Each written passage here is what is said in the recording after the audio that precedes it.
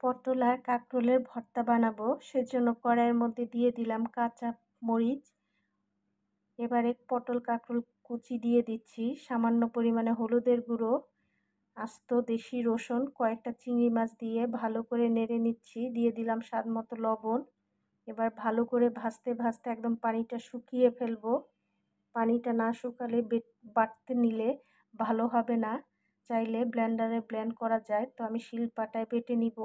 পানিটা একেবারে শুকিয়ে নিচ্ছি।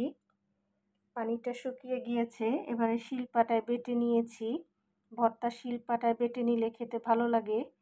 পেঁয়াজ কুচি দিয়ে লবণ দিয়ে চটকে নিলাম। এবার সরিষার তেল দিব। তো ভর্তায় কাঁচা পেঁয়াজ এবং সরিষার তেল দিলে বেশ ভালো লাগে খেতে। তো এবার ভর্তাটা মাখিয়ে নিচ্ছি।